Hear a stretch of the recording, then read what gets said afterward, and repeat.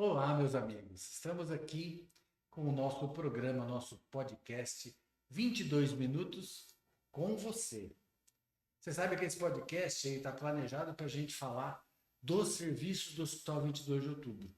A ideia nossa é dissecar o serviço, é olhar por dentro, ver o que acontece nas minúcias, nas entrelinhas.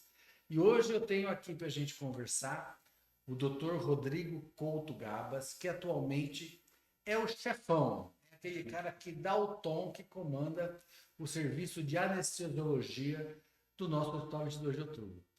Muito bom dia, doutor Rodrigo. Seja bem-vindo ao nosso programa. Bom dia, Dr. Carlos. Obrigado aqui pelo convite. Vamos conversar aqui um pouquinho sobre o que a anestesia consegue fazer pelo hospital aqui, né? Muito bacana. Eu acho que a anestesia, Rodrigo, é um serviço que a gente vê muito pouco, né? Ele acaba sendo um serviço um pouquinho do meio de campo da história toda, né? A gente ouve falar do cirurgião, ouve falar de quem faz o exame e tal, não sei o quê, mas a anestesia acaba ficando um pouco escondida. Eu acho que esse momento aqui é muito bacana para a gente dar conhecimento ao nosso público do que a anestesia faz. E eu vou começar perguntando para você uma coisa da história. Quando foi que o serviço de anestesiologia começou aqui no 22? Aquela boa pergunta. Na verdade, a gente começou junto com a 22.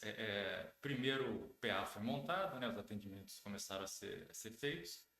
E o primeiro serviço instalado de fato aqui no hospital foi endoscopia. Até foi, eu lembro, é o Dr. Antônio Bronzato. Ele gostava muito de falar isso, que foi o primeiro anestesia que foi Saudoso Toninho Bronzato. Toninho Bronzato. Ele falava, eu fiz a primeira anestesia, aquele jeitão dele lá. A primeira anestesia foi o serviço de endoscopia aqui. Então, desde os alicerces aqui do 22, a anestesia já atua.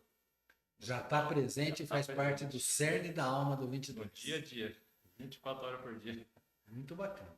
E conta pra gente, quem é que compõe o serviço de anestesia hoje? Então, hoje, durante os anos, esse número foi se alterando. A gente teve um aumento. Hoje nós somos em sete anestesistas. Temos o Dr. Franz, que é o mais velho do grupo atualmente. É o decano atual. Nosso decano atual.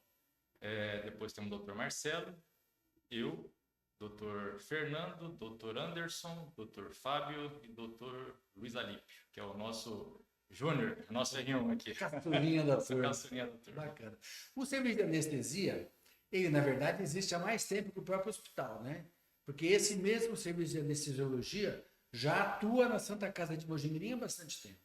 Já. Na verdade, eu sei, 40 anos de história, acredito que tem aqui o serviço. Começou o primeiro anestesista aqui da cidade, foi o Dr. Romanello, que inclusive dá o nome aqui da nossa sede, né? Depois o Dr. Lúcio, eles por muito tempo ficaram só os dois tocando anestesia. Ô, Dr. Lúcio, um grande abraço para o senhor. O Lúcio está aí nativo ainda.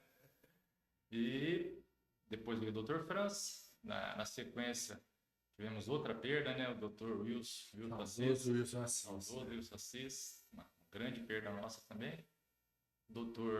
Teve o Fabrício, estava esquecendo, por um tempo ficou o Fabrício. O Fabrício foi para as outras áreas, né? O Fabrício, ele se especializou em dor, hoje ele trabalha com medicina da dor. E com muita relevância, né? Eu já vi o Fabrício em congressos internacionais e tal. De fato, dá aula, palestra. Hoje ele atua mais, ele já atuou bastante aqui também, mas ele atua mais em Campinas hoje. Aí do Fabrício veio o Marcelo, o Antônio, que a gente já citou, e a história seguiu. E a turma está toda aqui agora, trabalhando bastante. Que bacana. Mas assim, eu estou achando que você citou um monte de nomes masculinos. Não tem nenhuma mulher nessa história, não? Eu sabia que ia cair. Nós temos uma alma do nosso serviço aqui, a nossa enfermeira, a Wara. Enfermeira e faz tudo, na verdade, né? Ela que cuida da nossa parte legal, de papelada, ela que dá a alma e a cabeça aqui do serviço. Então é ela que puxa a orelha do anestesista. Diariamente. Que organiza o nosso ambulatório, organiza a nossa papelada de ficha. Você sabe que a Wara é uma pessoa muito conhecida na cidade, né? A Wara, ela trabalhou lá na Câmara Municipal de Vereadores, há um tempo atrás. E eu a conheci lá, inclusive. Sempre uma pessoa extremamente responsável e trabalhadora, honesta, íntegra. uma boa aquisição para o teu serviço. Parabéns. Ela comenta mesmo que era assessora dos vereadores lá. Isso. Bacana. Muito legal. Mas assim, a gente fala, né? Estamos falando de serviço de anestesia e tal. Rodrigo, aonde fica esse serviço? Onde que eu acho ele aqui no hospital? Boa pergunta, Carlos. Onde você quiser, na verdade. A gente, preferencialmente, por obviedade, né, a gente fica no centro cirúrgico. A gente dá assistência para o centro cirúrgico, que, aliás, hoje é composto por 7 salas. A gente transformou uma sala agora, recentemente, em sala cirúrgica. Nós temos 7 salas, uma delas dedicada, né, para exames de endoscopia, coluna, e uma sala de hemodinâmica que também fica dentro do centro cirúrgico. Então, são 8 salas lá que a gente presta assistência. Fora o ambiente cirúrgico, de fato, a gente atua, eventualmente é chamado na UTI para auxiliar na intubação, ou algum acesso venoso que está difícil, na radiologia para sedar paciente ansioso, ou algum trauma, ou procedimentos intervencionistas que eventualmente necessitem de uma avaliação anestésica. UTI, a pediátrica que a gente montou agora, né, recentemente aqui no hospital, a gente também presta auxílio quando necessário. Então a gente vaga pelo hospital. Né? É interessante. Então, pelo que eu estou percebendo, o serviço de anestesia ele é um tanto transversal. Ele vai rasgando o hospital, a base lá no centro cirúrgico, onde tem mais procedimento, mas ele rasga onde precisar. Está lá atuando, está lá sedando. Eu acho que a anestesia ela é mais do que algo que dê segurança. Ela também traz conforto. Eu adoro essa palavra. Eu acho que essa palavra é importantíssima. É conforto e segurança, os dois juntos. Hoje em dia isso é até muito falado, né, em congressos nossos aí, que checklist é praticamente uma empresa de aviação aqui para começar a cirurgia.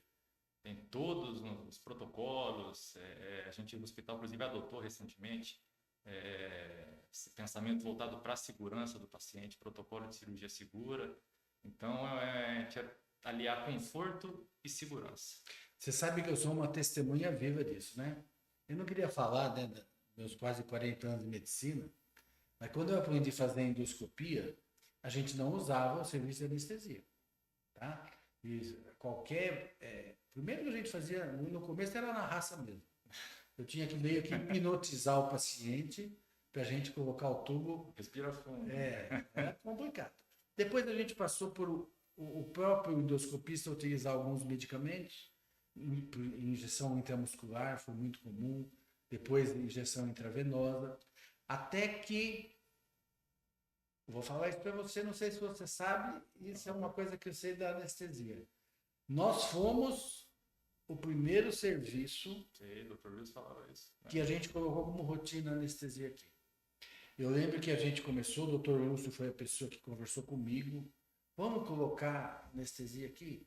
Fizemos aí as nossas conferências com as fontes pagadoras, para viabilizar. E nós iniciamos aqui. Eu fui para o Congresso Paulista de Gastroenterologia e lá no congresso foi perguntado, né? Endoscopia, quem usa anestesia? Só eu levantei a mão. Tá vendo? Só eu. Então, existe um pioneirismo da anestesia na endoscopia. Então, e esse tipo de relato, eu acho que é interessante, porque, se não me engano, foi o Drauzio Varela que eu li uma vez, que ele estava falando exatamente sobre os benefícios, né, da sedação. E eu acho importante que o hospital tenha realmente esse pioneirismo aí, que ele citava isso. Dá para fazer sem? Dá, mas a custa de sofrimento do paciente e uma menor segurança, porque... A segurança para eu fazer endoscopia nem se fala. Não tem que discutir. O conforto do paciente é outro. O conforto do paciente então, com a tecnologia que a gente dispõe hoje, os medicamentos, tudo que a gente dispõe, realmente não tem necessidade de fazer sem os benefícios que uma sedação pode trazer. Bacana. Acho que tem uma outra coisa que eu queria ouvir de você, um relato sobre como foi a atuação do serviço de anestesia na época da pandemia de Covid. Foi uma época difícil, realmente foi difícil para todo mundo, né? Em termos de plantão, o centro cirúrgico em si estava muito, não chegou a fechar 100%, mas reduziu bastante o movimento. Em compensação, o hospital estava lotado, né, de internação no caso de Covid. Foi uma época muito difícil. A gente atuou ajudando nos procedimentos de intubação, que realmente era o mais crítico, né? O momento da intubação era o mais temido por todo mundo. Precisava de muita agilidade. Precisava de muita né? agilidade. O paciente apresentava destabilizava muito rápido, de saturação muito rápido. Então, uma equipe com maior experiência, no caso da anestesia, acho que fez bastante diferença.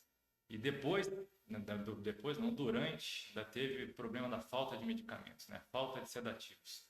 Então, a gente elaborou isso aí, a gente teve uma presença marcante realmente, junto aqui da direção, dos laboratórios, fizemos protocolos e usando drogas alternativas ali para garantir que não faltasse sedação, não faltasse qualidade no atendimento, né, na medida do possível, porque a situação toda causou. Acho que a gente conseguiu sair bem, apesar dos desafios. Um drama que a gente não esperava viver, e que a época foi causa de muita insônia em todos nós. Nossa.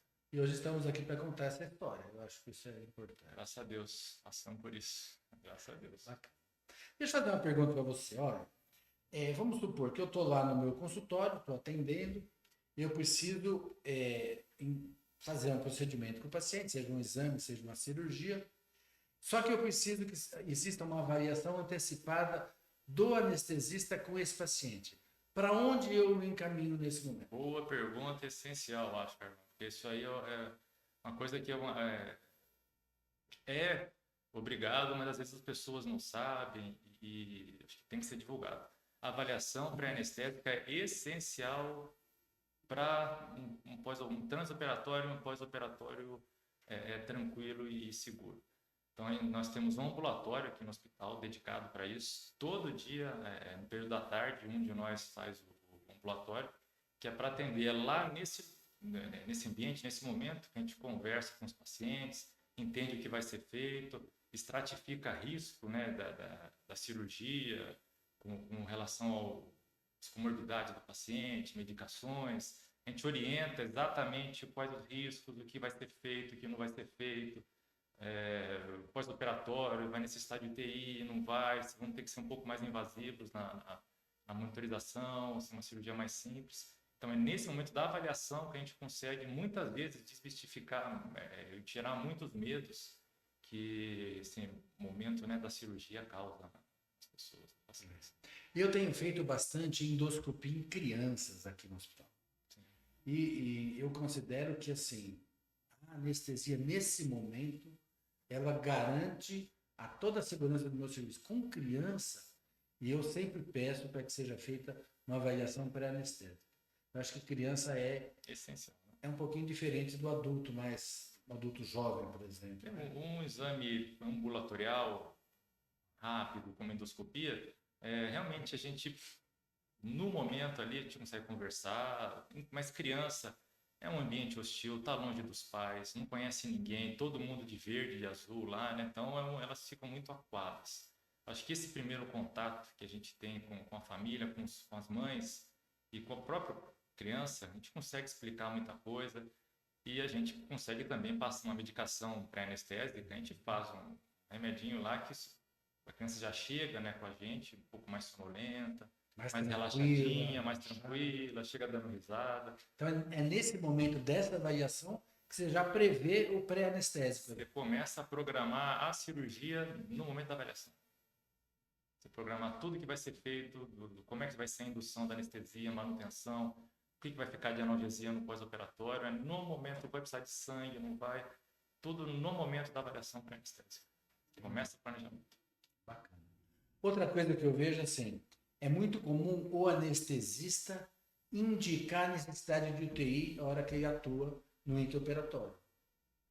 É isso que acontece realmente? Por exemplo, o cirurgião está operando uma vesícula.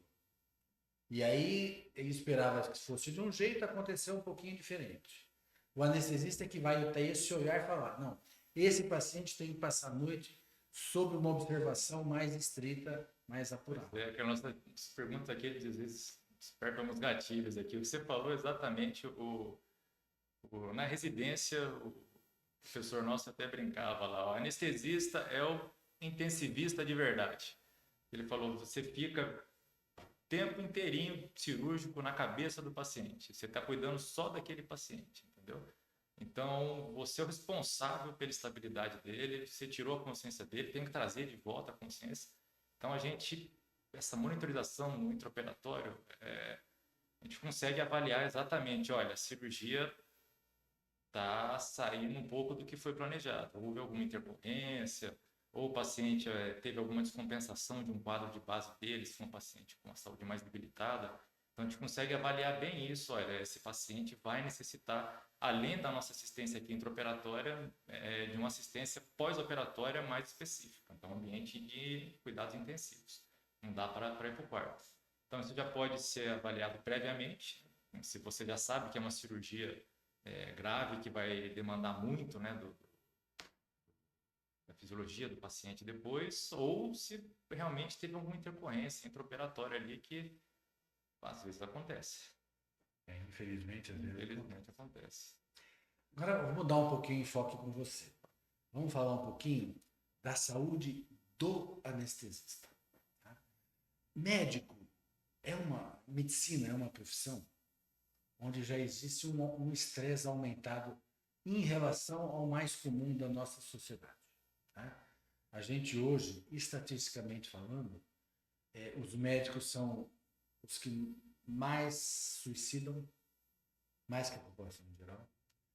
São profissionais que mais têm problemas de saúde mental, recorrendo a medicamentos que às vezes eles mesmos prescrevem. Né?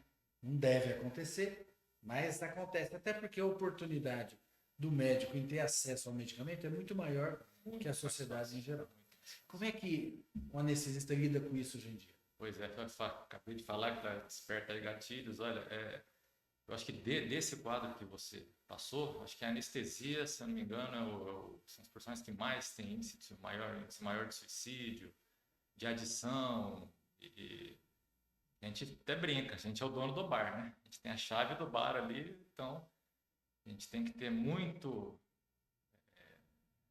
autoconsciência, cuidado para saber os nossos limites, estresse, cansaço, porque são 12 horas no centro cirúrgico, dias mais pesados que outros, então a gente tem que ter mecanismos de fuga, lazer, estou falando de lazer e de esporte, tá? Para tentar quebrar um pouco esse ambiente. Inclusive, tive um colega na residência que morreu, grande amigo meu, Sandro, faleceu com um abuso de substância. Eu também tive um colega que não faleceu, graças a Deus, mas ele passou um perrengue grande por abuso de substância. Eu vejo você na rede social, vez por outra, fazendo academia. É bom isso? Exatamente. Ótimo. É o momento que você aproveita para tirar o estresse. Eu ainda fazia taekwondo, aí eu parei porque estava sem tempo. Mas é o momento que você tem para gastar energia, né? Entendeu? Então, todo aquele estresse que está no dia a dia, você vai lá e põe para fora, cansa. A atividade física é importante. Essencial, acho que é essencial. Muito bom. Nós estamos aqui no podcast 22 Minutos, um podcast do Hospital 22 de Outubro, onde a gente traz para você o que é o meio de campo desse nosso hospital. A gente está analisando serviço por serviço. Hoje a gente está recebendo aqui com a gente o Dr. Rodrigo Couto Gabas, que é um médico anestesiologista e atualmente coordenador da equipe aqui no Hospital 22 de Outubro. A gente começa agora aquela fase mais gostosa, que é de perguntar um pouquinho da intimidade do entrevistado aqui, né? Eles não gostam muito, mas a gente aproveita e cutuca. Dr. Rodrigo Couto Gabas, quem é você? Mas que pergunta difícil, hein? Antes, Carlão, tinha falado, não, sou coordenador do centro cirúrgico, tá? Da equipe. Sou coordenador da equipe. Olha, eu estou fazendo bobagem, falando bobagem aqui. Bom, boa correção. Fica bravo comigo. Coordenador do centro cirúrgico. Mas quem sou eu? Que pergunta difícil, não? Sou Rodrigo, tenho 45 anos, sou filho da Dona Dulce de São Francisco, já falecido também, mais de 20 anos. Pai da Paola e do Lucas, marido da Roberta, ultrassonografista na cidade. todos motivos de muito orgulho meu. Irmão da Ana Carolina, clínica, mora em São Paulo. Médica também. Médica também. Bacana. E, olha, um cara que ralou muito para chegar onde chegou, para conseguir me formar. Meu pai faleceu numa época muito difícil da nossa vida, a gente estava no colegial, então a gente ficou sem norte, o que vai acontecer da nossa vida ou não. Então, o cara que teve que ralar muito para passar na faculdade, ralar muito na faculdade, depois na residência. Então, acho que eu sou um cara que, atualmente, sou feliz, muito feliz com a minha profissão. Acho que a anestesia é uma coisa que eu adoro fazer. Um entorno enche o saco, tá? Um entorno enche o saco. Eu até falei essa entrevista para gatilhos. Outro gatilho que me trouxe foi quando você falou do anestesista ser um profissional que está, às vezes, nos bastidores. Na residência, nosso chefe também falava: você se acostume a ser coadjuvante, anestesista não é estrela, você é o cara do backstage. Você vai passar o som vai ser o road para o guitarrista lá aparecer. Então, mas eu sou muito feliz com a minha profissão, adoro o que eu faço, acho muito legal essa... Mas me conta, claro, um passarinho me contou que o senhor tem um defeito muito grande. O senhor é São Paulino. Não, isso não é defeito. Tenho vários, mas esse não é um deles. Nós, São Paulo, também falo, a gente está numa década, talvez num século difícil, mas nós vamos se reerguer. Meu tricolor, meu Deus do céu. Vamos perder o tetra, gente. Vamos perder o tetra. Tudo é feito por fases. Haverá a fase de vitórias. Deus queira. Com certeza. Muito bacana. Eu quero agradecer demais a sua presença aqui. Eu fiz questão que você viesse hoje para a gente poder conversar sobre anestesia, porque eu acho fundamental, um serviço essencial para o nosso bom funcionamento. Nós temos aqui o nosso alarme sonoro indicando o final do programa. Doutor Rodrigo, considerações finais? Carlão, queria agradecer muito a presença aqui no podcast. Para mim, você sabe, como a gente conversou bem, é um desafio falar aqui na frente da câmera, falar, não sei quantas pessoas estão assistindo, vão assistir. É desafiador, mas foi uma experiência interessante e bacana. Acho muito bom a gente poder ajudar o hospital aqui, que acho que é o sonho de muita gente, a alavancar essa instituição, os desafios futuros aí que virão. E realmente eu sinto que a anestesia é uma engrenagem essencial desse hospital aqui. O Dr. Zé Cláudio falava isso já, que a anestesia é o coração da instituição aqui. Sem a gente, muita coisa não anda aqui. Muito bem. Podcast 22 minutos com você. Até a próxima.